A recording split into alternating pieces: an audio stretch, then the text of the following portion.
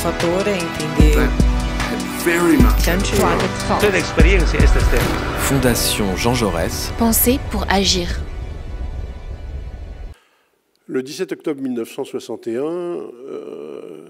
au moment où la guerre d'Algérie connaissait des tournants importants, puisque des négociations avaient été engagées entre le FLN et les autorités françaises en Suisse, la Fédération de France du FLN a organisé à Paris une grande manifestation destinée à protester contre le couvre-feu ethnique qui était imposé à la population que l'on appelait à l'époque les Français musulmans d'Algérie.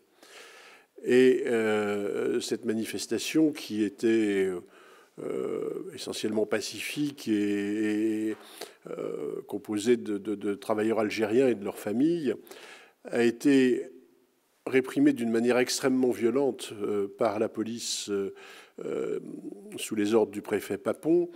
Et il est établi par l'historiographie la plus récente que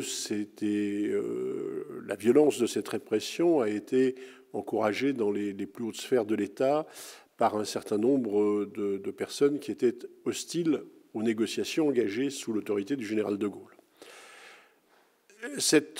La répression de cette manifestation a fait des centaines de morts, longtemps masqués parce que beaucoup de corps avaient été jetés dans la Seine. Et le silence qui a été fait sur cette manifestation et sur ses suites est quelque chose qui a marqué dès le début, puisque finalement, la seule explication donnée par les autorités à l'époque est que les morts qu'il y avait eu, qui étaient comptabilisés à quelques unités, étaient le fait de rivalité entre factions algériennes et ne concernaient en rien les autorités françaises. Il a fallu l'intervention d'un certain nombre de policiers, anciens résistants, qui étaient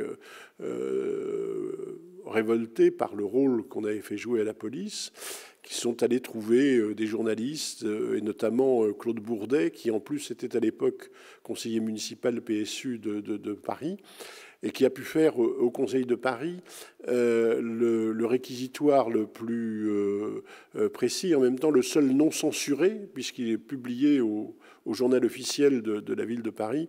Il n'avait pas subi le même sort qu'un certain nombre d'articles publiés dans la presse de l'époque et qui avaient été saisis sur ordre du gouvernement.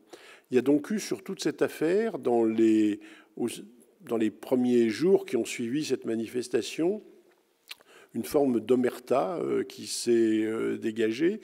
Et le PSU, à l'époque, a essayé, à travers un certain nombre de ses représentants, notamment parmi des universitaires prestigieux comme Laurent Schwartz ou Pierre Vidal-Naquet, de dresser la communauté universitaire, a essayé de rassembler la gauche, mais aucune possibilité d'action commune ne s'est dégagée, ni avec la SFIO de l'époque, qui était engagée en plus dans la politique de soutien au gouvernement, ni avec le Parti communiste.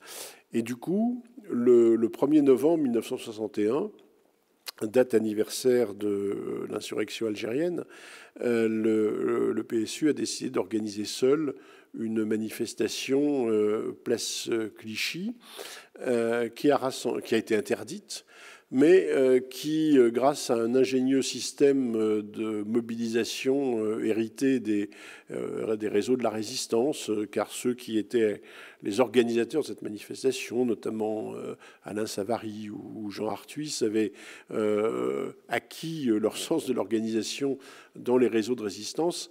Cette manifestation a réussi à rassembler 3000 personnes, place Clichy, boulevard de Clichy, alors que la police avait été envoyée par des messages trompeurs sur d'autres sites. et elle a pu organiser ce qui a été le premier rassemblement de protestation contre la répression de la manifestation du 17 octobre et pour la paix en Algérie. Il y aura ensuite d'autres manifestations unitaires. Il faudra attendre le 18 décembre pour que la gauche soit enfin rassemblée pour protester contre cela. Et le mouvement de protestation culminera avec la manifestation du métro Charonne en février 1962. Alors pourquoi revenir aujourd'hui, 60 ans après, sur tous ces événements? Parce qu'il y a eu, comme je le disais à l'instant, une grande omerta dans l'histoire collective de notre pays sur la répression de la manifestation du 17 octobre elle-même. Des historiens anglais ont pu dire que c'était la répression la plus violente exercée sur une foule désarmée en Europe occidentale en temps de paix depuis la Seconde Guerre mondiale. Donc c'est quand même quelque chose d'assez marquant pour l'histoire collective de notre pays. Et donc 60 ans après, il n'était pas anormal de rappeler la mémoire de cet événement. Et puis, deuxième silence, deuxième omerta, celle qui a entouré le rôle du PSU dans la mobilisation, parce qu'une bonne partie de l'historiographie contemporaine, notamment celle de Jean-Luc Einaudi, qui a fait beaucoup pour mettre à jour la réalité des massacres du 17 octobre, mais ne se sont pas intéressés aux suites et à la riposte. Et donc, du coup, tout ceci était un peu passé sous silence, comme si la gauche était restée inerte et sans réagir. Ce n'était pas le cas. Et il nous a semblé utile de rappeler ce moment de l'histoire et de dire qu'à un moment précis, il y a aussi des gens, que ce n'était pas une affaire uniquement algéro-algérienne, mais que c'était une affaire qui concernait aussi l'ensemble des Français et qu'une partie de la gauche française, même minoritaire, s'était dressée pour dire non à ce qui s'était passé, pour réclamer à la fois la vérité et la justice.